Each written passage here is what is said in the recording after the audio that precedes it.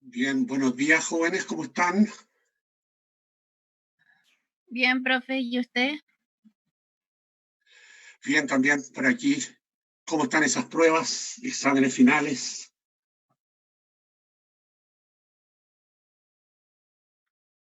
Van bien, creo. Ya. ¿Y cuántas les quedan? A mí aún me queda una. Ya, Idem. perfecto. Porque esta es la última semana, ¿no? De exámenes sí, pero después Sí. quedan las opcionales, que es cuando ya en el examen nos fue mal. Ya, perfecto, Vienen las opcionales. perfecto. Y esta es la última semana de clase también, ¿no? Ahí sí que no sé, profe. La verdad no lo sé porque los ramos anuales son los únicos que todavía tenemos clase. Con los otros ramos ya no estamos en clase, entonces no sabría Claro. decirlo. Yo le pregunté al Y tenemos presidente clase hasta el del 21, digamos, que este viernes, digamos.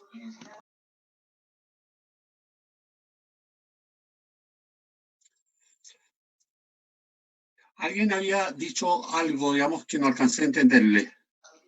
yo, profesor, que yo hablé con el presidente del SET y él me dijo que esta era la última semana de los ramos anuales.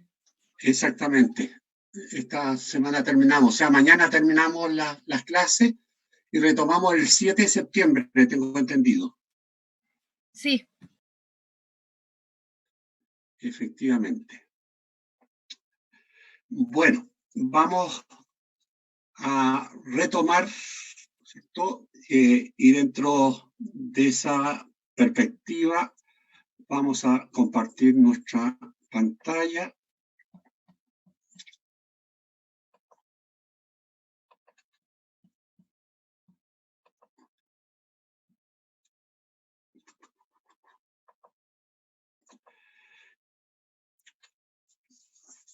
Y vamos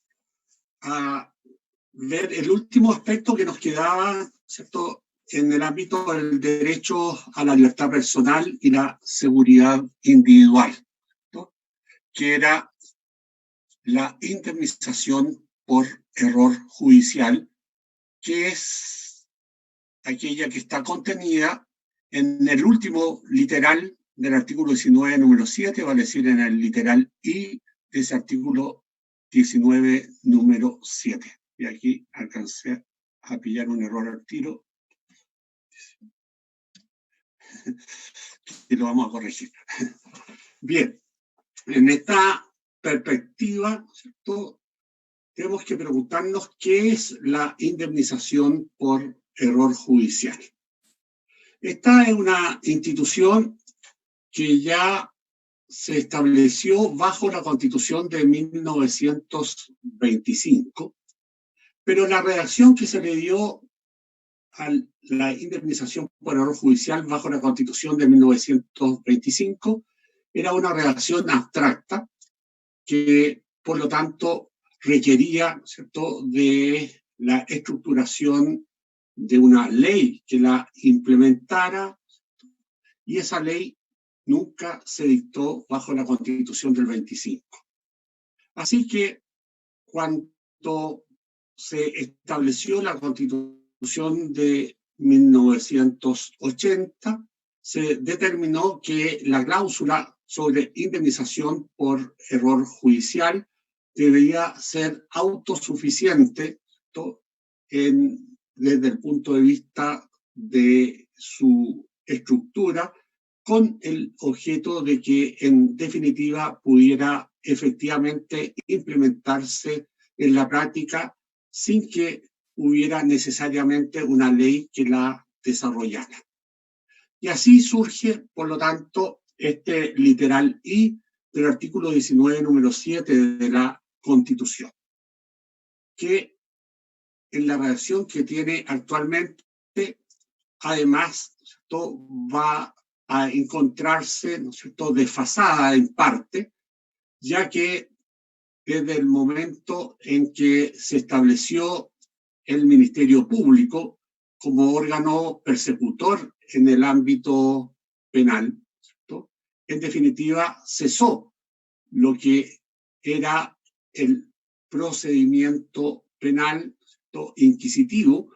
que existió, ¿cierto?, durante el régimen, ¿cierto?, de la Constitución del 25 y parte de la Constitución del 80, siendo reemplazado, ¿cierto?, por lo que es, ¿cierto?, el procedimiento acusatorio actualmente existente. Por lo tanto, vamos a ver, ¿cierto?, que una parte de esta disposición no tiene eficacia posible, ¿cierto?, porque se refiere fundamentalmente al procesamiento penal. Y el procesamiento penal es una institución que ya desapareció, porque ahora, ¿cierto?, cuando hay una situación donde hay sospechas, ¿cierto?, y presunciones de que una persona ha participado en un delito, la institución que se desarrolla es, por una parte, la imputación y luego la acusación por el Ministerio Público, ¿cierto? Y luego se desarrolla el proceso penal oral para determinar la responsabilidad de la persona, y eso culmina con la sentencia del Tribunal Penal Oral. Por lo tanto, la institución del procesamiento no existe hoy día en nuestro ordenamiento jurídico. Y es por eso que esta disposición, de alguna manera, está desfasada, ¿cierto?, y en el fondo, ¿cierto?, debe ser modificada. En esta perspectiva, nos vamos a encontrar, por lo tanto, que esta disposición nos dice lo siguiente: una vez dictado sobreseimiento definitivo o sentencia absolutoria, el que hubiere sido sometido a proceso o condenado en cualquier instancia por resolución de la Corte, que la Corte Suprema declare injustificadamente errónea o arbitraria, tendrá derecho a ser indemnizado por el Estado de los perjuicios patrimoniales y morales que haya sufrido. La indemnización, agrega la disposición, será determinada judicialmente en procedimiento breve y sumario, y en él se apreciará, ¿cierto?, en conciencia, ¿no es cierto?, cuál es la indemnización correspondiente. Por lo tanto, en este sentido, lo que puede verse en términos generales, ¿cierto?, es que cuando alguien es procesado, ¿cierto?, y luego es sobreseído, ¿cierto?, de forma definitiva, ¿cierto?, o tiene una sentencia absolutoria, en definitiva, tenía derecho a indemnización procesal bajo el procedimiento inquisitivo. Pero esa realidad del procesamiento, como ya hemos dicho, no se da porque actualmente existe la institución del Ministerio Público, que no es una institución, ¿cierto?, judicial, sino que es un órgano estatal, ¿cierto?, que tiene a su cargo fundamentalmente investigar, ¿cierto?, la eventual existencia de delitos, ¿cierto?, y imputar y acusar, ¿cierto?, a quienes pudieran ser autores, cómplices o encubridores de dichos delitos. Por lo tanto, en la imputación, ¿cierto?, y en la acusación, en definitiva, ¿cierto?, está operando un órgano que no es judicial, y por lo tanto no podemos hablar de que exista una indemnización por error judicial sin perjuicio de que pueda haber en tal situación, ¿no es cierto?, una perspectiva, ¿cierto?, de indemnización, ¿cierto?, por este órgano, ¿cierto?, de carácter administrativo, ¿cierto?, que es el Ministerio Público, ¿cierto?, que participa, ¿cierto?, de lo que es el procedimiento penal, ¿cierto? La otra hipótesis que está contenida aquí y que es relevante y que está operativa, ¿no?, es la situación, ¿no?, en la cual una persona que hubiere sido condenada en cualquier instancia, ¿no?, y luego absuelta por una instancia posterior, ¿no?, puede recurrir a la Corte Suprema para que eventualmente declare errónea o arbitraria la primera sentencia, y eso le daría derecho a una indemnización por parte del Estado por los perjuicios que haya sufrido por la primera sentencia en materia patrimonial y moral. Y, en definitiva, si la Corte Suprema considera que efectivamente hubo una resolución, una sentencia del primer tribunal que sea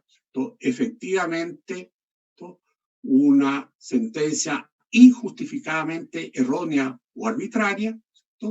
dará curso, por lo tanto, a la petición de indemnización por error judicial, y luego de hacer accesible a la persona esa indemnización por error judicial, la indemnización va a ser terminada, ¿cierto?, por un tribunal, ¿cierto?, civil en un procedimiento breve y sumario, donde en definitiva apreciará la indemnización que debe otorgarse, ¿cierto?, fundamentalmente, ¿cierto?, en conciencia. Ese es, en resumen, lo que podríamos decir sobre la indemnización por error judicial que tenemos actualmente, pero vamos a desarrollar, por lo tanto, ahora la institución y decir al mismo tiempo que fuera de la disposición del literal I del artículo 19, número 7 de la Constitución, también tiene como fuente el Pacto Internacional de Derechos Civiles y Políticos en su artículo 9, párrafo 5, ¿no?, donde señala que toda persona que haya sido ilegalmente detenida o presa, ¿cierto?, detenido es quien, en definitiva, ha sido privado de libertad transitoriamente, ¿cierto?, y presa ya es la persona que ha sido condenada, ¿cierto?, por haber cometido un delito y que por lo tanto está en el proceso de cumplimiento de su sentencia, ¿cierto?, tendrá estas personas el derecho efectivo a obtener reparación, ¿cierto?, si es que en definitiva, ¿cierto?, esa detención o esa prisión fuera de carácter ilegal. Podemos agregar al mismo tiempo que a su vez el mismo Pacto Internacional de Derechos Civiles y Políticos, en su artículo 14, número 6, determina que cuando una sentencia condenatoria firme haya sido ulteriormente revocada o el condenado haya sido indultado por haberse producido o descubierto un hecho plenamente probatorio de la comisión de un error judicial, la persona que haya recibido una pena como resultado de tal sentencia deberá ser indemnizada conforme a la ley, a menos que se demuestre que le es imputable en todo o en parte el no haberse revelado oportunamente el hecho desconocido. Podemos decir, en tal sentido, por lo tanto, que esta disposición del artículo 14, número 6, ¿cierto?, del Pacto Internacional de Derechos Civiles y Políticos es la que mejor calza, ¿cierto?, con la indemnización por error judicial que prevé, ¿cierto?, el artículo 19, número 7 en su literal I, ¿cierto?, ya que están los mismos supuestos que en el literal I del artículo 19, número 7, es el hecho de que haya habido, ¿cierto?, una condena por una primera sentencia, ¿cierto?, en materia penal, ¿cierto?, y en segundo lugar, que esa condena haya sido revocada por una posterior sentencia, ¿cierto?, ya sea por apelación o cualquier otro recurso, ¿cierto?, que establezca el procedimiento penal o por la determinación de la nulidad de la primera sentencia y, por lo tanto, por la dictación de una segunda sentencia, ¿cierto?, que determine, ¿cierto?, que en el primer caso hubo un error judicial. Y, por lo tanto, ¿cierto?, en este sentido, cuando hubo efectivamente un error judicial, ¿cierto?, hay derecho de esa persona que estuvo condenada a ser indemnizada conforme a la ley. En este caso, la ley es el artículo 19, número 7 de la Constitución chilena. Agreguemos también dentro de esta perspectiva que además tenemos la Convención Americana de Derechos Humanos. Y la Convención Americana de Derechos Humanos, en su artículo 10, también establece, ¿cierto?, una regla más o menos similar. Y dice que toda persona tiene derecho a ser indemnizada conforme a la ley en caso de haber sido condenada en sentencia firme por error judicial, ¿cierto? Por lo tanto, para que haya error judicial, se requiere que la persona haya sido condenada, ¿cierto?, por un primer tribunal y haya un segundo tribunal, ¿cierto?, que resuelva, ¿cierto?, que esa condena, ¿cierto?, en definitiva, ¿cierto?, era errónea, ¿cierto?, y eso otorgaría derecho a ser indemnizado, ¿cierto?, a través, ¿cierto?, de error judicial. Y allí, ¿cierto?, obviamente, el procedimiento también que debe ser seguido, porque en el fondo debe hacerse conforme al derecho del Estado respectivo, ¿cierto?, es, ¿cierto?, el procedimiento que ha determinado también el artículo 19, ¿cierto?, número 7, literal H de la, literal I de la Convención, de la Constitución Política de la República, ¿cierto? La Convención Americana de Derechos Humanos considera esta indemnización por error judicial cuando ha existido una sentencia condenatoria, mientras que el Pacto Internacional de Derechos Civiles y Políticos de Naciones Unidas considera que va a proceder esta indemnización en caso en que haya detención o prisión arbitraria. Por lo tanto, vemos así que el Pacto Internacional de Derechos Civiles y Políticos establece dos hipótesis de indemnización, ¿cierto?, por error judicial. En el caso de que haya habido detención, ¿cierto?, y eventualmente luego sobreseimiento, ¿cierto?, o sentencia absolutoria, y el segundo caso de que la persona haya sido condenada por una parte, por un juez o un tribunal en primera instancia, y esa determinación de condena haya sido revocada por una segunda sentencia y en definitiva se determine que en el caso hubo error judicial. Señalado ello, podemos analizar con mayor detenimiento las hipótesis constitucionales que están previstas en el artículo 19, número 7, en su literal I. Y ya hemos dicho que aquí hay dos causales de indemnización por error judicial. ¿Cuál es la primera? La de quienes han sido condenados por sentencia definitiva y luego esta ha sido revocada por una sentencia absolutoria. ¿Cierto? Esa hipótesis está plenamente vigente y esa es la que actualmente da lugar, ¿cierto?, a una eventual indemnización por error judicial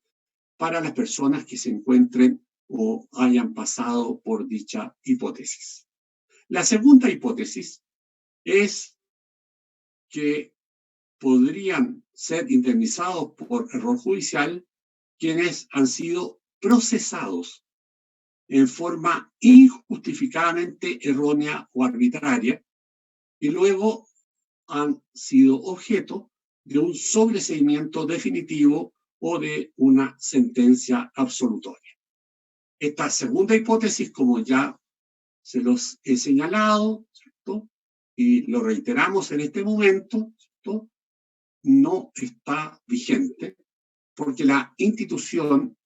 del procesamiento ya no existe en nuestro ordenamiento jurídico, producto del cambio del procedimiento penal inquisitivo que se tenía antiguamente al procedimiento, ¿cierto?, penal acusatorio que existe actualmente, ¿cierto?, y que ha llevado a la creación de dos instituciones, ¿cierto?, que son por una parte el Ministerio Público y la Defensoría Penal Pública, ¿cierto? Una que es una institución autónoma, ¿cierto?, que la dirige, ¿cierto?, el fiscal nacional, ¿cierto?, y la otra es la Defensoría Penal Pública, es una institución dependiente, ¿cierto?, del Ministerio, ¿cierto?, de Justicia, ¿cierto? Señalemos asimismo, ¿cierto?, que en el procedimiento penal inquisitorio, que era el que ya está superado, el juez penal era quien realizaba, ¿cierto?, la eventual investigación, ¿cierto?, y luego de realizar la investigación también acusaba y luego se transformaba, ¿cierto?, en el órgano que decidía, ¿cierto?, si la persona era culpable o inocente de lo que él mismo había acusado, ¿cierto? Dentro de esa perspectiva, ese procedimiento obviamente no se tenía a las reglas del debido proceso que ya hemos estudiado, porque obviamente quien acusa, ¿cierto?, en el fondo tiene una cierta predisposición psicológica, ya que ha acusado eventualmente, ¿cierto?, a condenar, ¿cierto?, o a encontrar culpable a la persona, ¿cierto?, y desde ese punto de vista ahí ya habría, ¿cierto?, una falta de imparcialidad, ¿cierto?, y por lo tanto también, ¿cierto?, de falta de independencia psicológica para cumplir dos roles que son de alguna manera distintos y que deben ser autónomos. Por una parte, la imputación y la acusación, que hoy día sí está separada y la ejerce el Ministerio Público, y el Tribunal Penal es el órgano judicial, ¿cierto?, independiente e imparcial, que en definitiva va a conocer de esa acusación frente, ¿cierto?, a la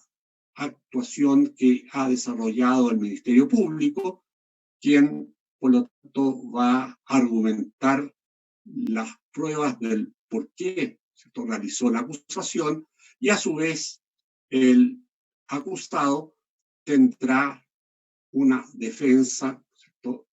también técnica eficaz, que estará otorgada, si es que no tiene abogado propio, ¿cierto?, por un defensor penal público, ¿cierto?, que se garantiza a toda persona que es objeto, ¿cierto?, de un proceso penal. Si avanzamos en esta perspectiva, por lo tanto, reiteramos, ¿cierto?, que el vocablo procesado es un vocablo que es, en definitiva, algo que ya está de pasado, que es obsoleto, digamos, y ello es producto, ¿no es cierto?, como ya decíamos, del procedimiento penal, que ha dejado, por lo tanto, sin operatividad posible la indemnización por error judicial en el caso de los antiguos procesados, ya que en definitiva la institución de procesados ya no existe, como hemos ya señalado en el procedimiento acusatorio. Tenemos las expresiones imputado y acusado, sin considerar la expresión procesado, y por lo tanto desde este punto de vista ha quedado obsoleta la posibilidad de indemnización por error judicial en esta hipótesis, ¿no? Y esa obsolescencia en definitiva no implica que el Ministerio Público pueda ser responsable, ¿no? En este caso hay una responsabilidad extracontractual de carácter administrativo, pero no por error judicial, porque el Ministerio Público no es parte del Poder Judicial, ¿no? Y por lo tanto, ¿no?, no puede, en este caso, ser objeto, ¿no?, de una situación en la cual haya una indemnización por error judicial. Ya hemos dicho, ¿cierto?, que actualmente tenemos un procedimiento penal acusatorio. En este procedimiento penal acusatorio, ni la formalización de la investigación ni la acusación constituyen, como ya hemos dicho, gestiones judiciales, sino que ellas son actuaciones del Ministerio Público, que en cuanto tal no puede ser homologado a la función jurisdiccional, ya que tal función está vedada a este órgano autónomo conforme a lo que dispone el artículo 83 de la Constitución Política y el artículo 1 de la Ley Orgánica Constitucional del Ministerio Público. Señalado ello, podemos decir que la responsabilidad del Ministerio Público en la materia puede estar comprendida de acuerdo con la responsabilidad fiscal que determina el artículo 5 de la Ley 19.640, pero ella no cabe dentro de la responsabilidad por error judicial, ni requiere de la declaración de error judicial por parte de la Corte Suprema de Justicia. La otra hipótesis, ¿cierto?, que sí está vigente y es lo que permite en la actualidad el error, ¿cierto?, perdón, la indemnización por error judicial, es cuando una persona ha sido condenada, ¿cierto?, en primera instancia por una sentencia del Tribunal Penal Oral, y esa sentencia es declarada nula, ¿cierto?, por una sentencia posterior, ¿cierto?, y en esa nulidad de la primera sentencia, ¿cierto?, es por razón de que ha existido un error judicial por parte del tribunal que dictó la primera sentencia. En este sentido, ¿no?, como lo determina el artículo 19, número 7, en su literal I, ¿no?, la Corte Suprema debe, ¿cierto?, a través de un pronunciamiento, ¿no?, solicitado por la persona afectada, que la primera sentencia efectivamente es una sentencia injustificadamente errónea. ¿Y ello cuándo ocurre? Ello ocurre, nos dice el análisis de la jurisprudencia de la Corte Suprema en esta materia, cuando los razonamientos que conducen al primer tribunal que condenó, ¿cierto?, al resultado inexacto no convence, por lo tanto, los argumentos del tribunal no son convincentes, o cuando no son susceptibles de una explicación razonable o racional, cuando, en fin, son contrarios a la lógica, a los dictados de la experiencia y a los conocimientos más difundidos sobre la materia respecto de la cual versa, ¿cierto?, en este sentido, la respectiva sentencia, ¿cierto? Por lo tanto, no basta con que haya una primera sentencia, ¿cierto?, que ha sido revocada posteriormente por una segunda sentencia, sino que es necesario, ¿cierto?, acudir a la Corte Suprema, ¿cierto?, para solicitar, ¿cierto?, que declare, ¿cierto?, que hay una perspectiva de una sentencia injustificadamente errónea. Si no puede establecerse que la primera sentencia fue injustificadamente errónea, ¿no es cierto?, y así lo determine la Corte Suprema, no habrá derecho a indemnización por error judicial. Por lo tanto, la posibilidad de indemnización por error judicial en nuestro ordenamiento constitucional, de acuerdo con el artículo 19, número 7, literal I, solo ocurre, ¿cierto?, cuando, ¿cierto?, la sentencia que fue revocada, ¿cierto?, en definitiva, es injustificadamente errónea, y es injustificadamente errónea cuando, ¿cierto?, el tribunal ha tenido un comportamiento, ¿cierto?, negligente. Hay, por lo tanto, culpabilidad subjetiva del tribunal en haber dictado una sentencia, ¿cierto?, que es contraria a la lógica, a los dictados de la experiencia y a los conocimientos más difundidos sobre la materia, ¿cierto?, o cuando no es susceptible de una explicación racional o razonable. Por lo tanto, en definitiva, si no hay culpa subjetiva, ¿cierto?, del juez, en definitiva, no hay derecho a indemnización por error judicial.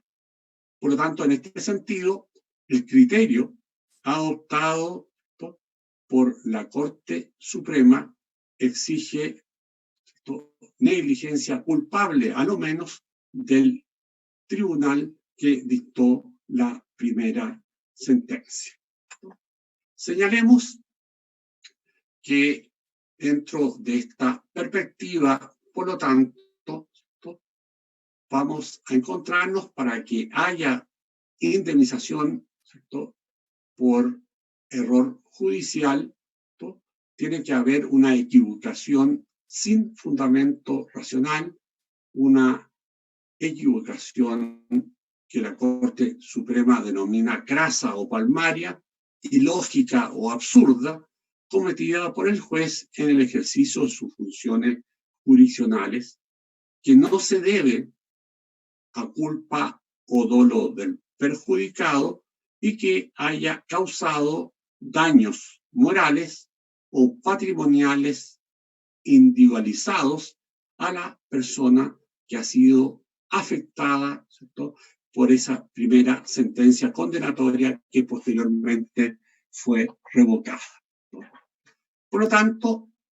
aquí hay, ¿cierto?, en esta dimensión, ¿cierto?, una perspectiva en que para la Corte Suprema el error judicial se centra en la conducta del tribunal o de los magistrados concernidos, otorgándoles así una gran amplitud de acción y de amparo de sus actos,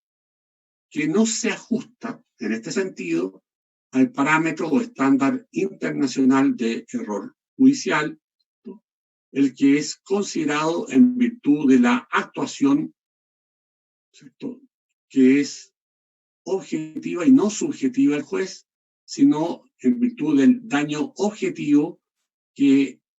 se genera por el error judicial mismo, con independencia de si hubo, ¿cierto?, negligencia o culpabilidad o voluntad del juez en provocarlo o no provocarlo. Agreguemos también dentro de esta perspectiva que normalmente el Estado es responsable de sus actuaciones o de sus omisiones objetivamente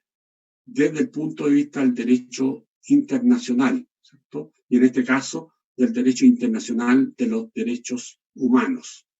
ya que en definitiva existe un justiciable o administrado que va a sufrir un perjuicio, ¿no?, que no está obligado a soportar, cuando en definitiva es condenado en una primera sentencia y esa sentencia luego es revocada, ¿no?, por un segundo tribunal sin que exista una causal que excluya o extinga la responsabilidad del agente estatal, sea este un administrador o un juez determinado. En este enfoque, el centro de atención es la situación de la persona afectada por la actividad administrativa o por la actividad jurisdiccional, con prescindencia de la conducta culpable o dolosa del agente estatal. Así ha sido interpretado también por los órganos del Sistema Interamericano de Derechos Humanos cuando ha debido actuar, cuando se han planteado demandas por particulares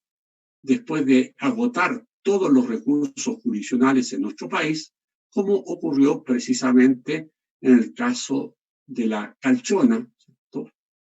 que es el puente, ¿no es cierto?, que está a la entrada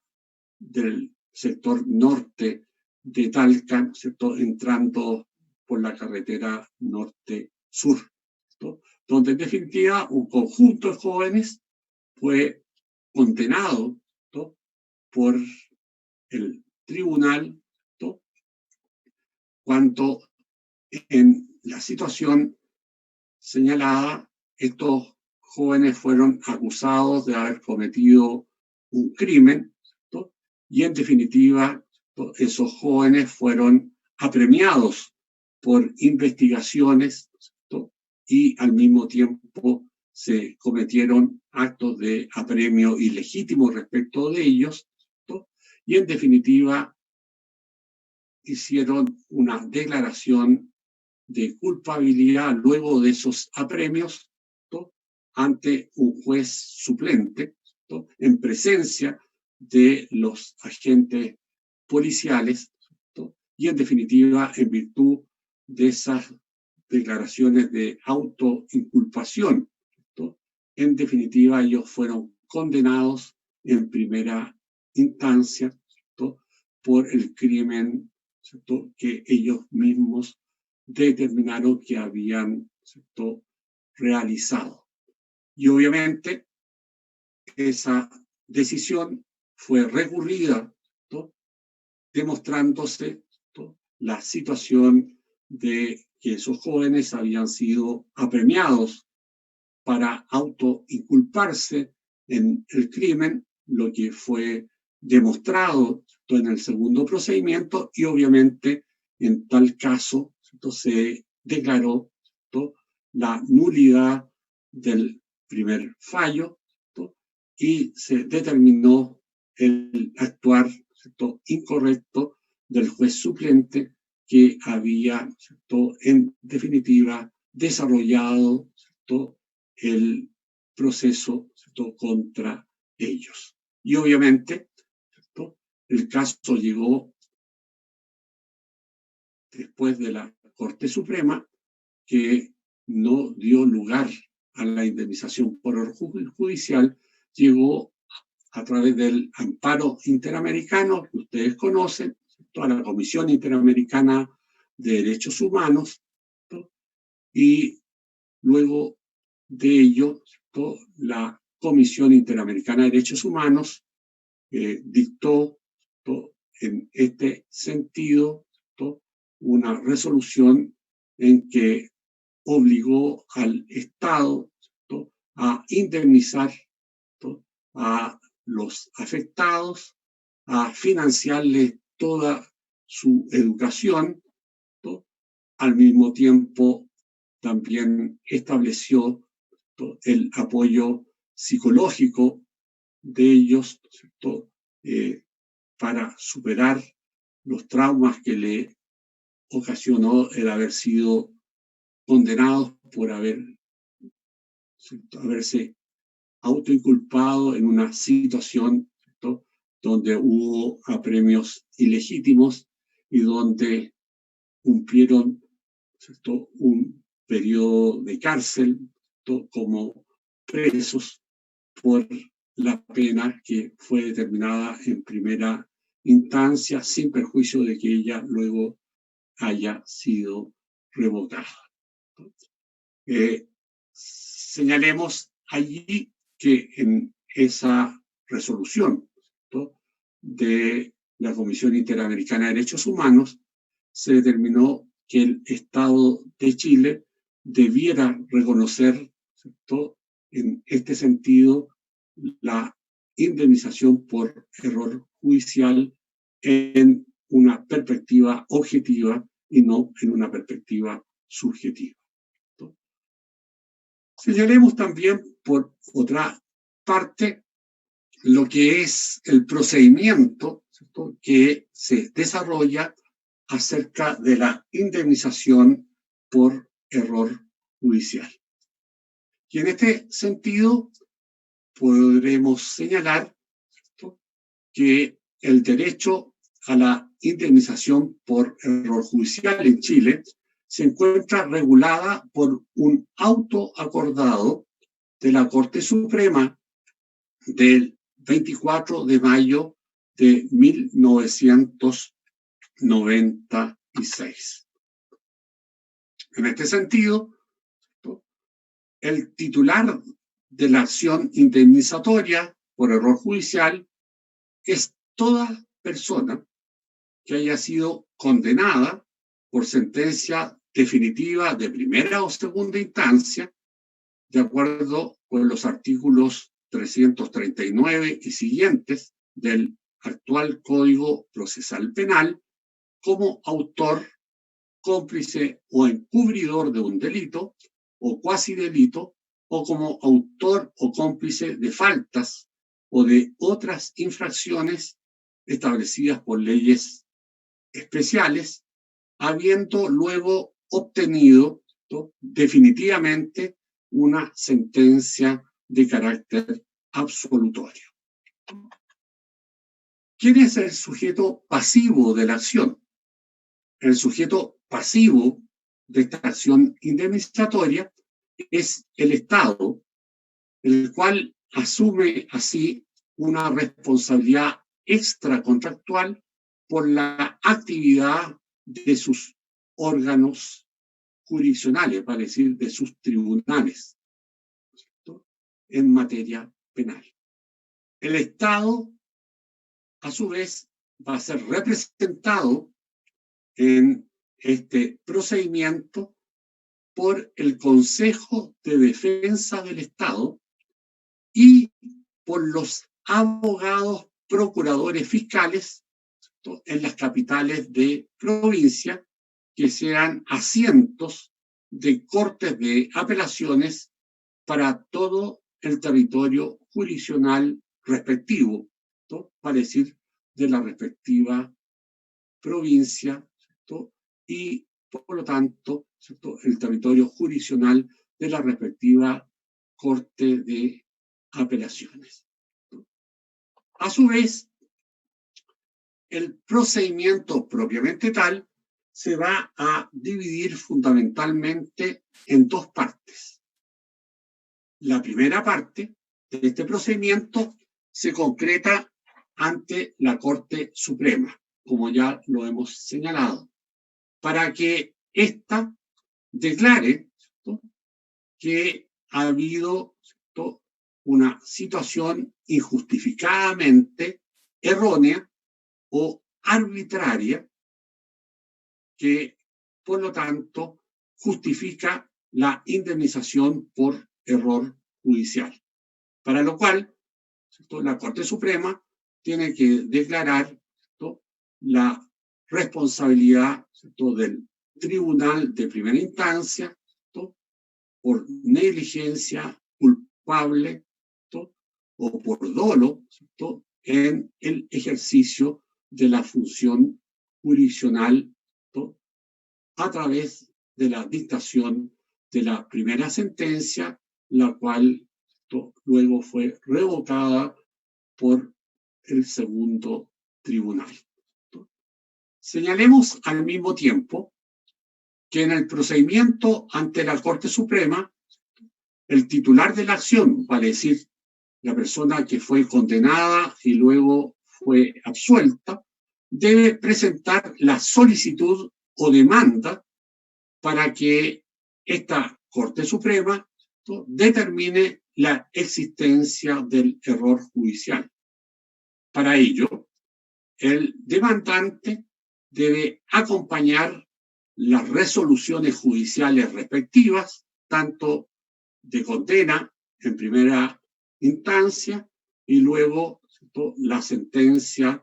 que declaró nula la primera, ¿cierto?, y absolvió, ¿cierto?, en la segunda a la persona, ¿cierto?, que fue condenada en la primera, para lo cual el demandante, ¿cierto?, junto con acompañar las sentencias y sus certificaciones,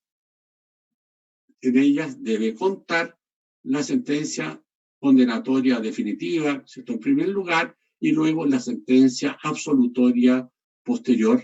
además de cualquier otro instrumento público que en este sentido, ¿cierto?, el demandante, ¿cierto?, desee acompañar. Señalemos también que la persona que ha sido absuelto por la segunda sentencia tiene un plazo para accionar, para demandar, ¿cierto?, por indemnización por error judicial ante la Corte Suprema. Este plazo para accionar que tiene el titular de la acción, ¿no?, está fijada por el auto acordado de la Corte Suprema que regula, ¿no?, la indemnización por error judicial, ¿no?, en un plazo de 6 meses desde, ¿no?, la fecha en que quedó ejecutoriada la sentencia absolutoria. Dicho plazo, dice el auto acordado, no se interrumpe ni se suspende por ningún motivo. Por lo tanto, quien no desarrolla la demanda dentro de este plazo de 6 meses, ¿cierto?, su posibilidad de accionar queda caducada, ¿cierto?, y por lo tanto, con posterioridad no podrá hacerlo. Agreguemos también que la petición que formula el titular de la acción a la Corte Suprema es que ésta declare injustificadamente errónea o arbitraria, ¿cierto?, en esta perspectiva la sentencia condenatoria que lo afectó durante el proceso criminal, ¿cierto?, y que luego fue revocada por una segunda sentencia. La Corte, una vez que se presenta esta demanda de indemnización por error judicial dentro del plazo que ya hemos señalado de 6 meses, desde que queda ejecutoriada la sentencia absolutoria, la Corte va a conferir traslado al fisco, ¿cierto?, por el término de 15 días, transcurrido dicho plazo, sin respuesta, ¿cierto?, o con respuesta. Los antecedentes se envían al fiscal de la Corte Suprema para que éste, a su vez, emita su dictamen. Una vez evacuado el dictamen del fiscal de la Corte Suprema, ¿no?, para lo cual no se establece un plazo específico, la causa se pone en tabla en la Corte Suprema para el conocimiento de esta, y en esta perspectiva la Corte Suprema va a conocer de la materia en pleno, va a decir por la totalidad de los miembros, que sabemos que son 21, ¿cierto?, magistrados los que integran la Corte Suprema, y que para la inmensa cantidad de materias en la cual ella es competente, generalmente opera en salas, ¿cierto? Cada una de esas salas tiene 5 miembros, ya que el presidente de la Corte Suprema no integra sala, ¿cierto? En cambio, sí integra el Pleno y por lo tanto son los 21 magistrados de la Corte Suprema los que deben pronunciarse, ¿cierto?, en este caso, de indemnización por error judicial. A su vez, el dictamen emitido por el fiscal de la Corte Suprema, debemos señalar también que va a ser conocido por el Pleno de la Corte, pero no tiene carácter vinculante para el tribunal y solo es un antecedente más, ¿cierto?, que le va a permitir resolver, ¿cierto?, en este caso la demanda por indemnización de error judicial. Una vez ya evacuado el informe del fiscal de la Corte Suprema, el auto acordado determina que se da cuenta en la sala penal de la Corte Suprema, en primer lugar, la que debe hacerse dentro de los 15 días siguientes a aquel en que sea ordenada. Y la sala penal puede solicitar que se tengan los autos en relación para oír alegatos. En definitiva, la sala penal puede también decretar diligencias o medidas que estimen necesarias para el conocimiento y mejor acierto del fallo. La parte que ha planteado la indemnización por error judicial eventualmente puede ser condenada en costas si no se acoge la demanda y así lo determine la Corte, ¿cierto?, Suprema de Justicia. Y luego hay una segunda parte del procedimiento. La segunda parte del procedimiento consiste en que una vez obtenida la resolución positiva para los intereses del sujeto titular de la acción, éste debe accionar ante el tribunal civil competente para que determine el monto de la indemnización por error judicial que se hubiere cometido. Cabe al mismo tiempo señalar que en esta segunda parte, una vez obtenida la declaración de injustificadamente errónea o arbitraria de la sentencia que afectó al demandante, éste debe entablar con tales antecedentes, para decir con la dictación de la resolución de la Corte Suprema, una demanda de indemnización ante el Tribunal Civil competente, lo cual se va a tramitar en esta perspectiva en forma breve y sumaria, de acuerdo con las normas del artículo 680 del Código de Procedimiento Civil, apreciándose por parte del Tribunal Civil, ¿no?, la prueba en conciencia. Y ello, por lo tanto, va a dictarse con el objeto de cubrir la indemnización que determine el Tribunal Civil, los perjuicios que se hubieran ocasionado al demandante por la sentencia condenatoria, ¿cierto?, inicial, ¿cierto?, tanto los perjuicios morales como los perjuicios patrimoniales que el afectado haya sufrido como consecuencia de la resolución judicial que en definitiva se ha determinado como errónea, ¿cierto? Podemos decir así que tenemos, por lo tanto, ¿cierto?, el análisis de lo que es la indemnización por error judicial dentro de nuestro ordenamiento jurídico, ¿cierto? Y desde esa perspectiva, por lo tanto, hemos desarrollado todos los aspectos y contenidos de la indemnización, ¿cierto?, por error judicial, volviendo a recordar que en esta perspectiva, ¿cierto?,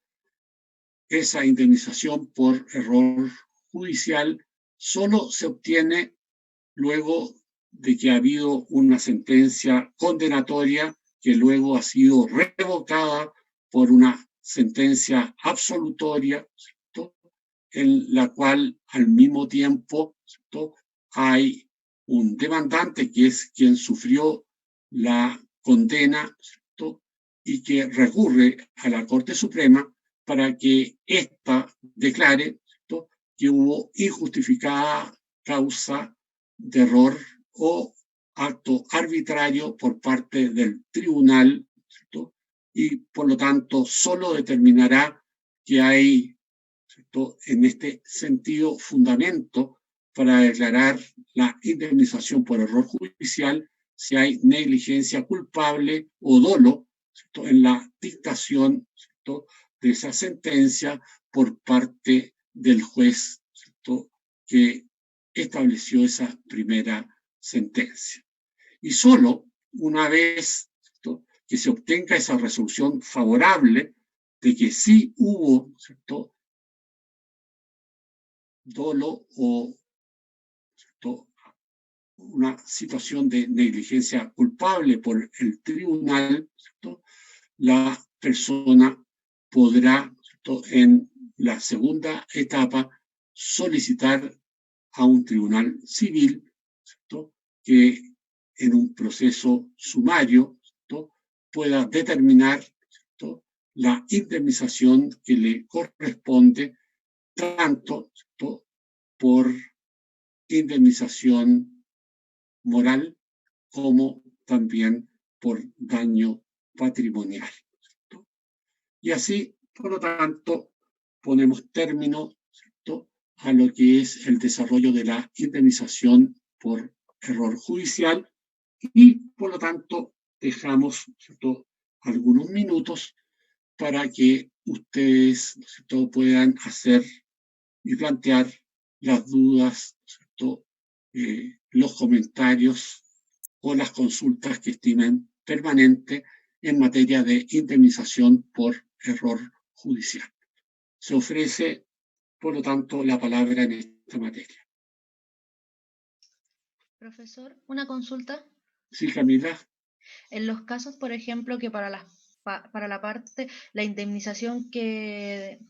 le dé el Tribunal Civil competente no fuera así como lo que él considera, la que no considera, él podría ir a la Corte Interamericana, o se cierra porque ya le dieron la indemnización. Bueno, si hubo indemnización, ¿cierto?, en definitiva, ¿cierto?, y la aceptó, en definitiva, ¿cierto?, se cierra el procedimiento, ¿cierto?, porque habiendo, ¿cierto?, explicitación de la voluntad de aceptar la indemnización que fue establecida por el tribunal, no puede, digamos, en definitiva, luego plantearse, ¿cierto?, el amparo ante la Comisión Interamericana de Derechos Humanos. En el caso, ¿cierto?, en que considere que la indemnización, ¿no es cierto?, es irrisoria o, ¿cierto?, no corresponde al efectivo daño, ¿cierto?, eventualmente podría, ¿cierto?, presentar el amparo interamericano. Pero ahí también podría correr también el riesgo de que la Comisión Interamericana determinara que, ¿cierto?, la indemnización se ajusta, ¿cierto?, a la realidad institucional, ¿cierto?, y por lo tanto, ¿cierto?, habría perdido, ¿cierto?, la posibilidad de realizar la recepción, ¿cierto?, de esa indemnización en forma adecuada. Gracias, profesor, ahora quedó claro. Perfecto.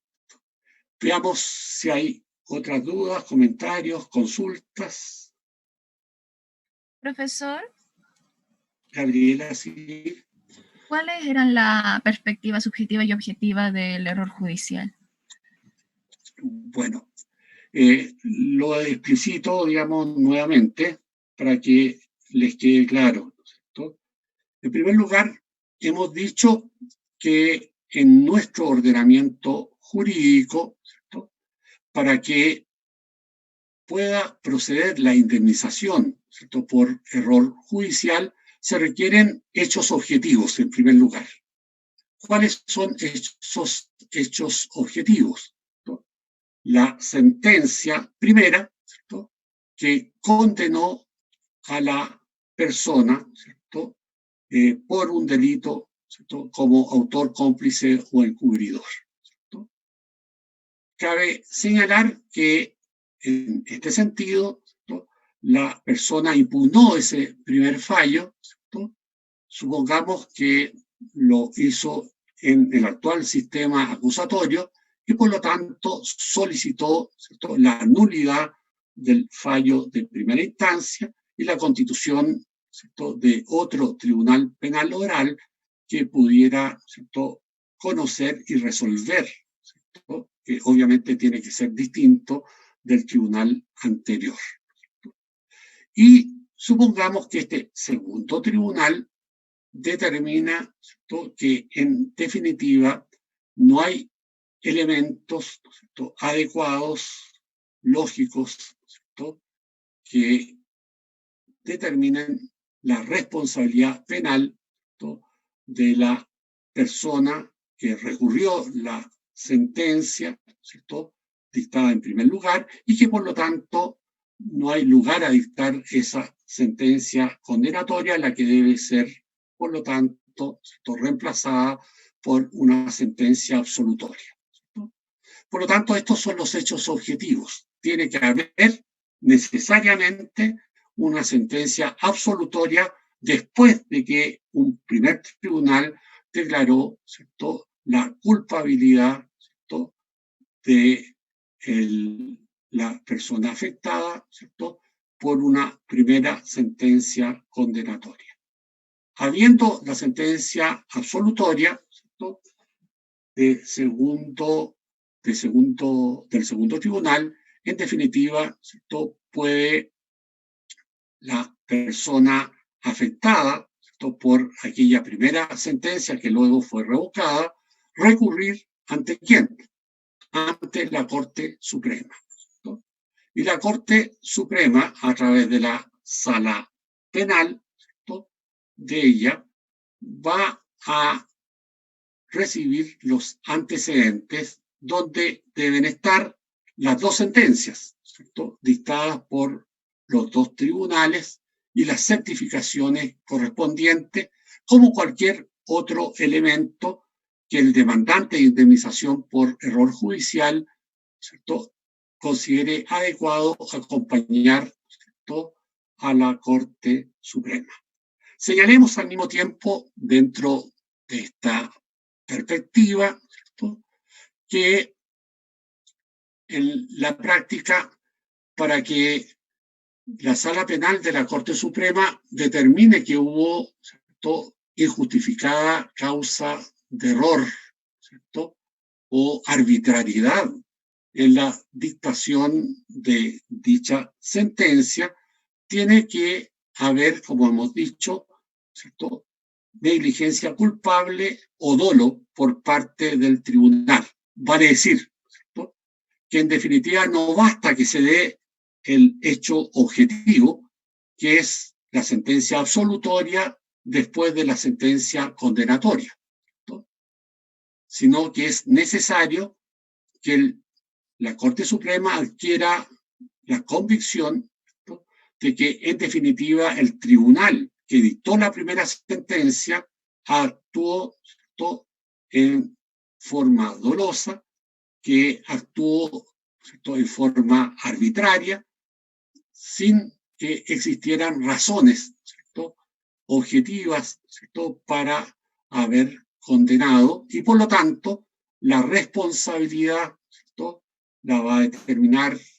la Corte Suprema si es que los miembros del Tribunal Penal Oral, ¿cierto?, en definitiva, fue provocada por su propia negligencia, por su propia culpabilidad o por su propio dolo, ya que en definitiva esa sentencia no era posible ser dictada conforme al ordenamiento jurídico chileno, ¿cierto?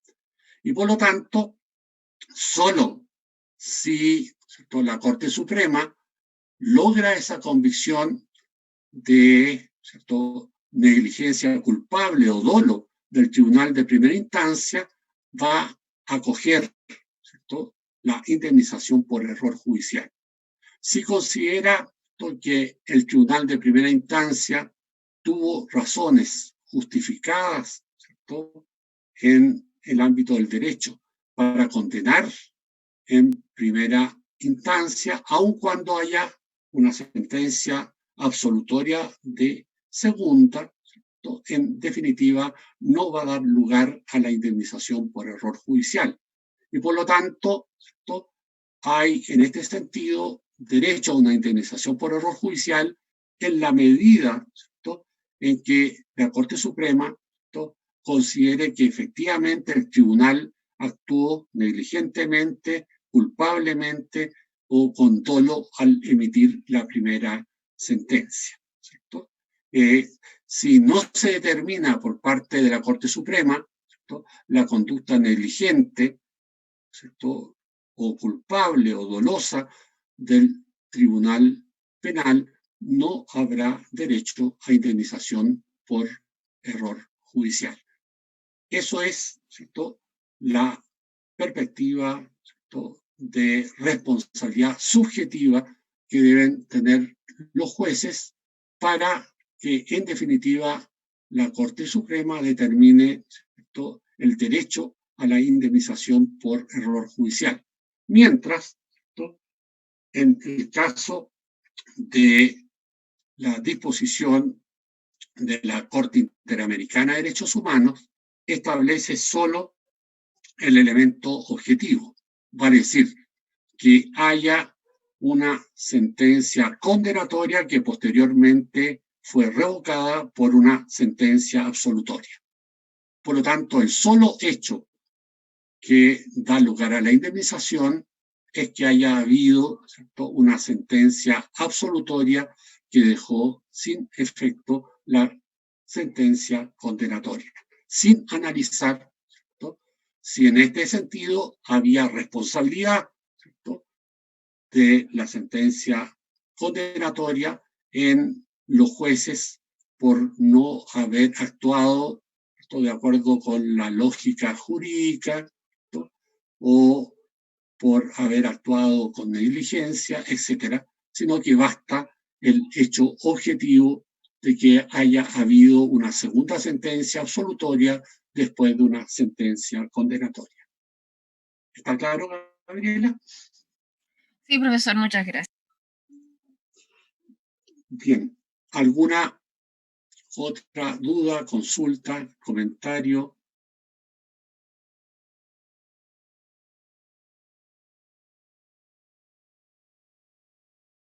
Bien, si no la hay, nos vamos a tomar 15 minutitos, por lo tanto, de descanso, ¿cierto? Son 10 para las 11, a las 11:05, por lo tanto, vamos a continuar, ¿cierto?, con el próximo derecho, ¿cierto?, que está establecido, ¿cierto?, en el área de los derechos, ¿cierto?, de la seguridad jurídica, ¿cierto?, y que va a ser fundamentalmente la igualdad, ¿cierto?, ante los cargos públicos, ¿cierto?, que está contenido también como un derecho, ¿cierto?, dentro de nuestro artículo 19 de la Constitución. Quedamos hasta aquí por el momento, nos tomamos, ¿cierto?, los 15 minutitos de descanso, ¿cierto?, y volvemos